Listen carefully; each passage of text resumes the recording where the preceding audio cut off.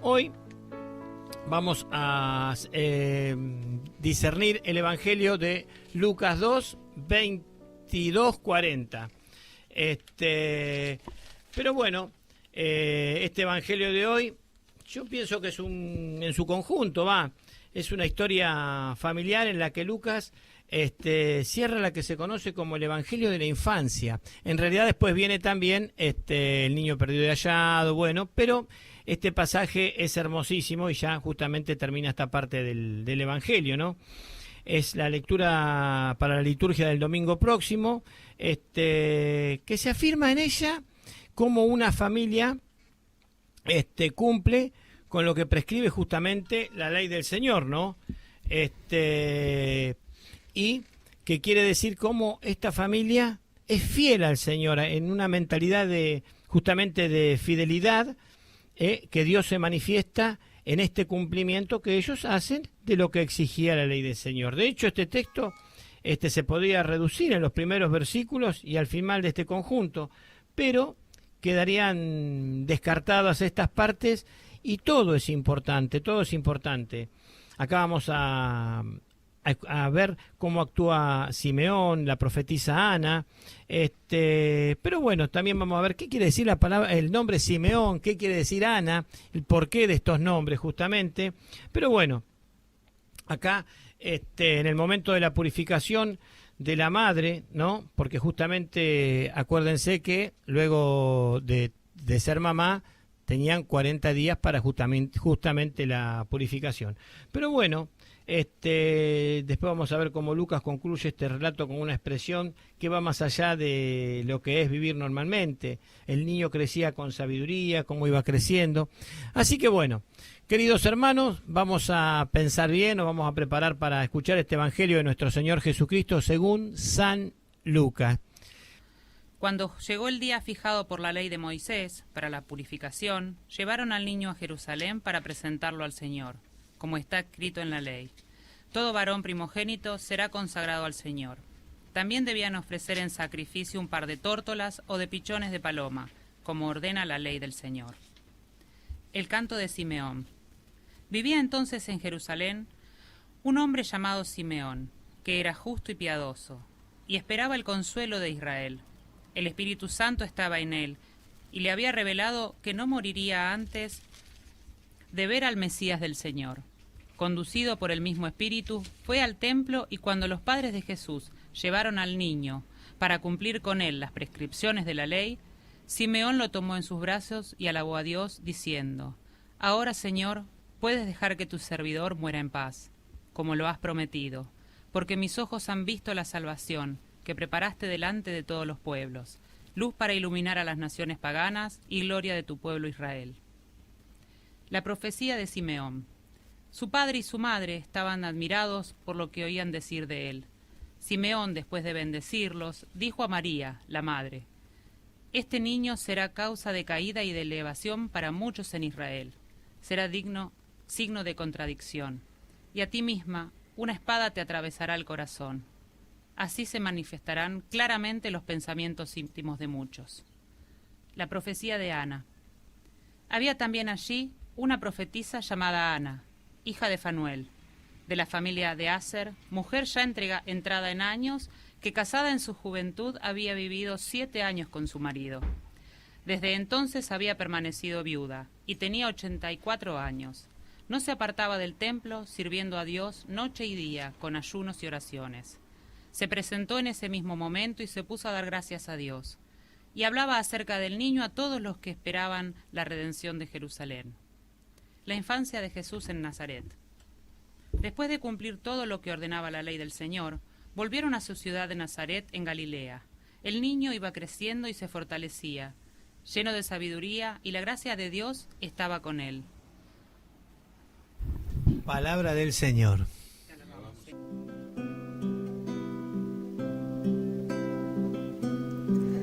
Tú conoces la dureza en mi sentir y la terquedad que hay en mi corazón. Son las cosas que me alejaron de ti, Señor. hazme renacer en tu amor. Déjame nacer de nuevo, déjame nacer de nuevo, déjame nacer de nuevo, Señor. No importa la edad que tenga, tú no la tienes en cuenta. Déjame nacer de nuevo, Señor. Bueno, vamos al versículo 22. Cuando llegó el día fijado por la ley de Moisés para la purificación, llevaron al niño a Jerusalén para presentarlo al Señor. Como está escrito en la ley, todo varón primogénito será consagrado al Señor. Fíjense, cuando dice según la ley de Moisés, después del nacimiento de un niño, una mujer era considerada impura durante justamente 40 días.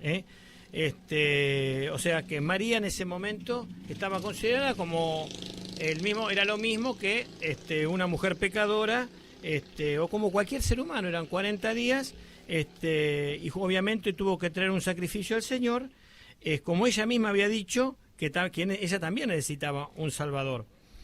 Pero bueno, vamos al versículo 23 y 24, que dice, como está escrito en la ley, todo varón primogénito será consagrado al Señor. También debían ofrecer un sacrificio, un par de tórtolas o pichones de paloma, como ordena la ley del Señor.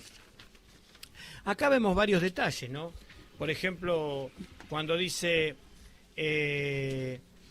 María y José ofrecen tórtolas como sacrificio, lo cual ponía justamente en evidencia que ellos eran muy humildes, pobres, o sea, en la parte económica también, ¿no?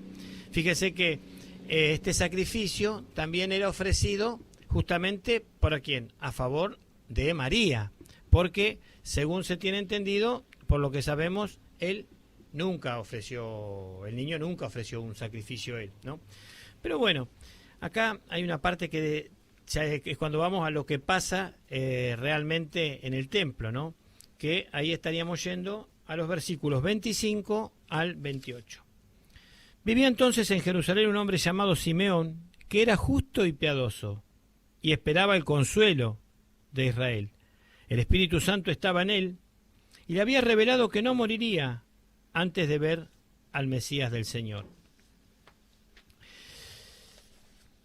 Conducido por el mismo Espíritu fue al templo, y cuando los padres de Jesús llevaron al niño para cumplir con él las prescripciones de la ley, Simeón tomó al niño en sus brazos y alabó a Dios diciendo. Pero bueno, ¿qué quiere decir la palabra Simeón? Dios te ha escuchado, quiere decir. Por eso también Ana, ya que va a venir después, quiere decir mujer compasiva. O sea, fíjate que todo tiene que ver, porque ¿a quién de nosotros Dios nos da esa gracia, ¿no? La gracia de tener al niño Jesús. O sea que yo pienso que cuando dice Dios te ha escuchado, vaya si lo escuchó, que antes de morir tuvo a Jesús en sus brazos. Pero bueno, y también cuando hablamos de Ana, mujer compasiva. Dice, estaba en el templo cuando fue llevado. Acá nos da a entender que justamente no existe la casualidad. Todo lo que va pasando en la vida de Jesús es todo una causa. Fíjense que Simeón iba a ver la salvación, pero ¿cómo la iba a ver? Él le pidió de verla, pero lo que menos se esperaba era verla justamente en un niño. ¿Y un niño qué es? Un niño justamente es el signo de la pureza, un recién nacido. Por eso nosotros decimos, ¿cómo lo podemos ver a Jesús? Lo podemos ver en todo. Generalmente lo vemos en las situaciones extremas, lo vemos en las situaciones de pobreza extrema, gente privada de la libertad, gente que a veces está abandonada en un geriátrico. Ahí es donde Él nos dice, justamente si vamos a Mateo 25, que en el rostro de tu hermano me vas a ver a mí. Por eso cuando le dicen, ¿y dónde te vimos, Señor? Cada vez que hiciste algo por tu prójimo, lo hiciste por mí. Entonces, ¿qué pasa? Nosotros podemos buscar también ver al Señor en el rostro de nuestro prójimo. En este caso, la salvación Él la ve en una persona, Simeón. Y nosotros también hoy la podemos ver en una persona. Por eso con estas leyes que están por salir, qué lindo sería que veamos al Señor justamente en un nonato, ¿no? Pero bueno, Las cosas hoy, desgraciadamente para nosotros, son así. Bueno, la salvación para Simeón acá es una persona, y lo lindo es que nosotros nos preguntemos, ¿tenemos confianza en esta persona? ¿En qué cambia él nuestra vida? ¿En qué cambia nuestra vida cuando lo vemos en el rostro justamente de otra persona? Fíjense que acá Simeón va a interpretarlo en forma como una canción, lo que viene a continuación, ¿no? Pero bueno, vamos al versículo 29 y 30, que nos dice: En cuenta, déjame nacer de nuevo, Señor. Tú conoces el pecado que hay en mí y el dolor que este dejó en mi corazón. Por la muerte que ha causado, vuelvo a ti, Señor. Dame vida nueva con tu amor. Déjame nacer de nuevo, déjame nacer de nuevo, déjame nacer de nuevo, Señor. Ahora, Señor, puedes dejar que tu servidor muera en paz, como lo has prometido, porque mis ojos han visto la salvación que preparaste de todos los pueblos, luz para iluminar a las naciones paganas y gloria de tu pueblo Israel. Aquí hay una composición hermosa de Simeón, ¿no? Pero, ¿qué nos quiere decir él? Fíjense que la afirmación que él hace, ahora puedes dejar que tu servidor muera en paz. ¿Por qué? Porque el hecho de que el Señor cumpla en nosotros un regalo tan grande, ya es todo. Porque quiere decir que realmente Simeón, fíjense que Simeón también tenemos que tener en cuenta que no era una persona con mucha calle, porque se encontraba ahí cerquita del pueblo, no era un tipo viajero, era un tipo que realmente, como la profetisa, ¿a qué se dedicaron? A esperar justamente la llegada del Mesías, a que, o sea, como nosotros también tenemos que esperar que el Señor cumpla en nosotros lo que nos ha dicho, ¿qué pasa? Fíjense que él se dedicó nada más que a esperar lo que el Señor le había prometido. O sea, y él vio justamente la salvación en un recién nacido. Por eso, cuando decimos que la palabra Simeón quiere decir Dios ha escuchado, ya lo creo que lo ha escuchado. Pero bueno, luz para iluminar las naciones paganas y gloria de tu pueblo Israel. Esto también nos quiere decir que cuando el Señor se manifiesta y su palabra no es simplemente para glorificar a su pueblo Israel, sino es para atraer a todos los pueblos. Fíjense que nuestra religión no está limitada a una raza, a un pueblo, a una nación. No, no, no, no. Hay una parte que lo dice muy claro en el Evangelio cuando dice, vayan hasta los confines de la tierra, que es la misión que le pide justamente a los discípulos. Esto es algo ilimitado, y si nos ponemos a observarlo, realmente es así. Acá es muy sencillo. De la misma forma que Simeón tomó la decisión, también hay partes en la Biblia que dice pide y se te concederá. Pero justamente ese pide y se te concederá, si lo vemos en este momento, él estuvo iluminado por la fe totalmente. O sea, Jesús no quiere que nosotros lo veamos con tristeza cuando él va a la cruz, cosas que se van a cumplir ahora, en lo que vamos a ver adelante. Él quiere realmente, en cada pasaje de esto, quiere alimentar nuestra fe. O sea que nosotros, si realmente nos pusiéramos hoy en la vida a actuar como actuó Simeón, nuestra vida terminaría con gloria y le diríamos al Señor, bueno, misión cumplida. Pero para decirle esa misión cumplida, nos está incitando justamente a misionar. El otro día hablábamos con una persona que tenía un padre sacerdote amigo y me decía que él, hablando con ellos, había realmente visto la misión, cómo le agrandaba el sentimiento. Cada vez que él iba a ayudar o a realizar una actividad para el prójimo, él venía totalmente satisfecho y pleno. Fíjense que más adelante, cuando va a hablar de la profetisa, ¿qué era ella? Ella le anunciaba a todo el pueblo la llegada del Mesías. Y acá Simeón da fe de que en él se cumplió y que Dios realmente es un Dios cumplidor, que los que fallamos realmente en la palabra somos nosotros. Él dedicó su vida ¿a qué? A esperarlo en el templo. Acá dice en el 33, su padre y su madre estaban admirados por lo que oían decir de él. Simeón, después de bendecirlo, dijo a María, la madre, este niño será causa de caída y de elevación para muchos en Israel. Será signo de contradicción. Fíjense que cuando habla de esto, ¿qué quiere decir? Fíjense que será causa de elevación. Todos aquellos que realmente le decimos sí al Señor y actuamos de acuerdo hoy en día a la Escritura, porque muchos decimos no lo encuentro, no lo veo, pero es sencillo. Tenés que remitirte a leer la Escritura y pedirle que te ilumine para poder interpretarla, para estar escuchando justamente lo que Dios te quiere decir. Por eso cuando hacemos la lección divina, a cada uno nos va a hablar de acuerdo al contexto de nuestras vidas. Si estamos tristes, Él nos va a poner alegría en el corazón. Y cuando estamos alegres, Él nos va a decir, bueno, esta alegría tenés que encaminarla para trabajar así para mí. Entonces, ¿qué pasa? Cada vez que nosotros trabajamos para Él, todo lo que nosotros queremos, ¿cómo va a venir? Va a venir justamente, como lo dice otra parte, por añadidura. Simeón, después de bendecirlo, dijo a María, este niño será causa de caída y elevación para muchos en Israel y será signo de contradicción. Vaya si lo es para muchos. ¿Cuántos hay que justamente están en el tema de la contradicción?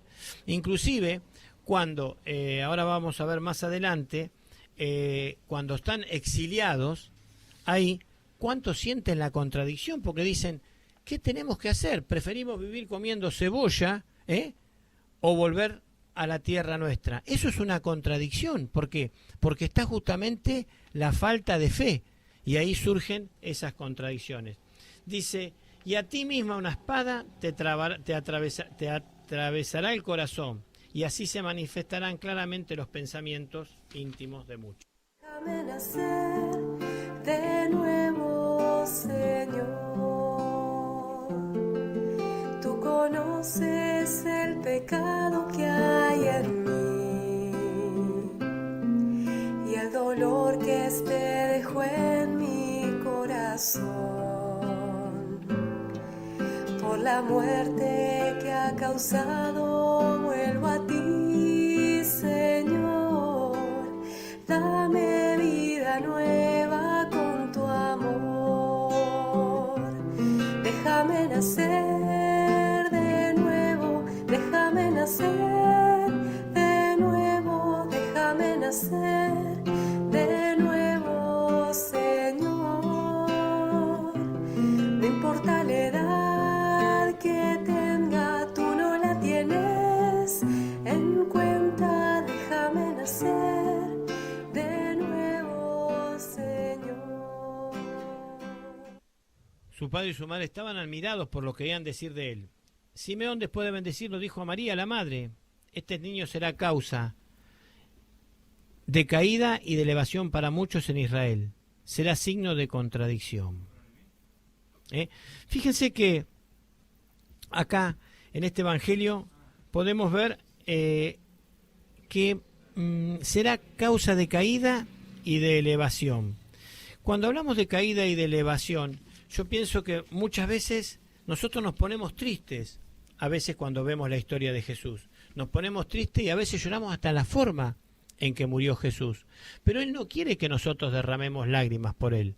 Él quiere que nosotros nos pongamos contentos, ¿por qué? Por su resurrección. Y esas lágrimas las tenemos que guardar para nosotros y para nuestra familia. ¿Cuándo? Cuando pecamos y hacemos las cosas mal.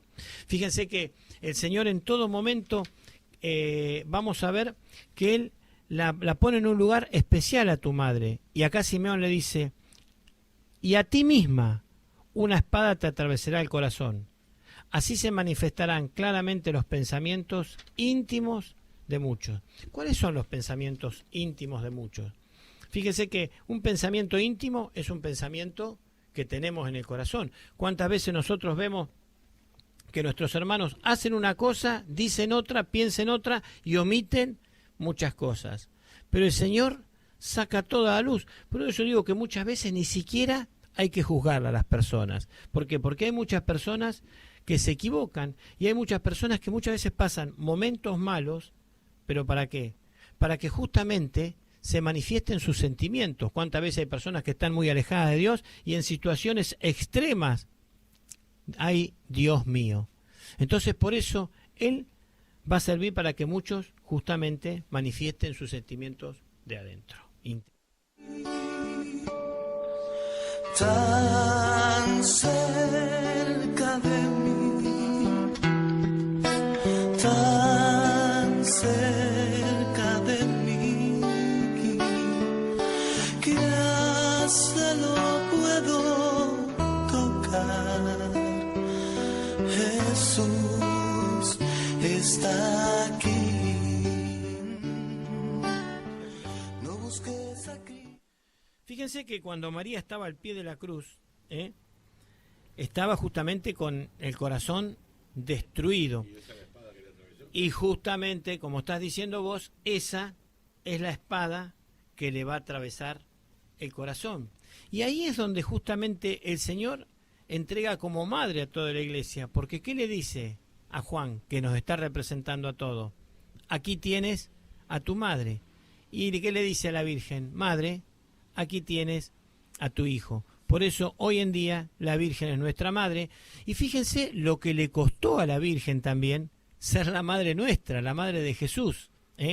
Porque no es simplemente que murió, la forma en que murió. Y fíjense que en ese momento la Virgen, cuando estaba al pie de la cruz, también lloraría porque sabía, en ese momento se daba cuenta que era el Salvador, pero también lloraba como madre, como madre terrenal. Porque el verbo hecho carne era un sentimiento humano el que estaba entre ellos dos. Por eso realmente una espada le atravesó el corazón. Ni lo busques en la oscuridad, muy dentro de ti, en tu corazón, puedes adorar a tu Señor. Tan cerca de mí, tan cerca de mí, que hasta lo puedo tocar. Jesús está aquí. Y a ti misma una espada te atravesará el corazón. Así se manifestarán claramente los pensamientos íntimos de muchos. Había también allí una profetisa llamada Ana, hija de Fanuel, de la familia de Aser, ya entrada en años, que, casada en su juventud, había vivido 7 años con su marido. Desde entonces había permanecido viuda y tenía 84 años. No se apartaba del templo, sirviendo a Dios día y noche, con ayunos y oraciones. Se presentó en ese mismo momento y se puso a dar gracias a Dios. Y hablaba acerca del niño a todos los que esperaban la redención de Jerusalén. Esto es para hacerlo muy largo, pero tenemos poquito tiempo. Esta profetisa, ¿por qué dice que era hija de Fanuel, familia de Aser? Porque ¿qué pasa? De las 10 tribus que en su momento se habían alejado de la fe, ella es la que realmente se mantuvo firme. Por eso no todos, esto quiere decir que no todos se alejaron de la fe. Ella se mantuvo firme. Inclusive es otra de las hijas de Dios que realmente demuestra físicamente, fíjense que dice que había vivido 7 años con su marido, ¿no? Casada en su juventud. Una mujer ya entrada en años, porque dice que tenía 84 años y en ningún momento pierde la fe, con ayuno y oración. ¿Por qué dice ayuno y oración? Porque es una forma también de hacernos llegar a nosotros la forma en que nos podemos hoy en día librar de todos los males. Todos los males se pueden cortar con ayuno y oración, pero a su vez también todo lo que sea acercar y pedirle al Señor que queremos, lo podemos lograr. Ella fue la voz del Señor, porque fíjense que estaba continuamente ayudándolo y se cumplió lo que ella quería también, poder ser testigo del Mesías. Y fíjense cómo se cumple, con ayuno y oración. Hoy en día nosotros lo queremos ver y tenemos la posibilidad de verlo en las Escrituras, de escucharlo en las Escrituras, de sentirlo en las Escrituras y de verlo justamente en el prójimo. Desde entonces había permanecido viudo y tenía 84 años. No se apartaba del templo, sirviendo a Dios noche y día con ayuno y oración. Se presentó en ese mismo momento y se puso a dar gracias a Dios y hablaba acerca del niño a todos los que esperaban la redención de Jerusalén. Cerca de mí, tan cerca de mí, que hasta lo puedo tocar. Jesús está aquí. El Señor es tu sombra protectora. Te cuida al levantarte y al acostarte. El Señor es...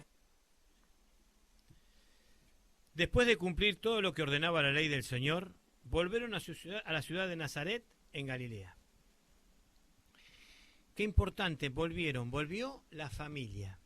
Pero ¿cuál es la familia hoy en día? Hoy en día fíjense que desgraciadamente el divorcio, la separación, está todo tan, yo diría por decir una manera fea, tan de moda todo eso, ¿no? Pero nosotros, yo pienso que los creyentes, más allá de todo eso, el otro día estaba sentado en una mesa con dos señoras muy queridas por mí, Norma y Graciela, que están consagradas, ambas son viudas, ¿no? Y un sacerdote. Y bueno, justamente en un momento salió el tema y yo le dije, qué lindo, yo tampoco ya tengo mamá, papá muerto, abuelos muertos, y yo decía, qué bueno que debe estar sentado acá. ¿Por qué? Porque realmente se está cumpliendo lo que dijo el Señor Jesús. ¿Quiénes son mis hermanos? Los que justamente cumplen la voluntad del Señor. Por eso, queridos hermanos, fíjense que la familia hay que mantenerla, hay que cuidarla. Esa familia que son mamá, papá, todos, o si no, esa familia que son justamente los que cumplen la voluntad del Señor. El niño iba creciendo y se fortalecía lleno de sabiduría, y la gracia de Dios estaba con él. Acá en este Evangelio, Lucas, ¿qué nos describe? Lucas nos describe al niño cómo iba creciendo físicamente, se iba fortaleciendo, ¿por qué? Porque desarrollaba ese cuerpo, verdadero Dios, verdadero hombre. Pero ¿qué pasa? Estaba lleno de la sabiduría y la gracia de Dios estaba con él. Por eso tan importante es que en esta vida, más allá de que la parte física, que tenemos que cuidarla mucho, porque nuestro cuerpo justamente es el templo de Dios, y algunos no lo cuidamos porque estamos pasados de kilitos o cosas así, tenemos que cuidarlo también del pecado y de otra forma. Pero justamente lo importante es lograr que la gracia del Señor esté trabajando en este cuerpo, pero en todo lo que nos pida el Señor. Por eso, queridos hermanos, yo hoy quiero saber qué les dice a ustedes. Quiero saber qué te dice a vos, Milena, a vos, hermanito querido. ¿Para qué? Porque hoy el Señor, a mí personalmente, me está diciendo que hay que cumplir justamente con lo que Él nos ordena. ¿Para qué? Para poder tener una de esas puertitas en una de esas habitaciones que el Señor nos tiene preparado arriba. Pero bueno, queridos hermanos, ahora lo más lindo es ver qué nos dice a cada uno de nosotros de acuerdo al contexto de nuestra vida. Este Evangelio es precioso. ¿Por qué? Porque también nos dice que cada uno que le fue fiel a Dios pudo contemplarlo y sentirlo en el corazón. Queridos hermanos, ¿qué nos dice a cada uno de nosotros? Le puedes hablar, le puedes contar todos tus problemas y puedes confiar en Él como tu Dios y tu Señor.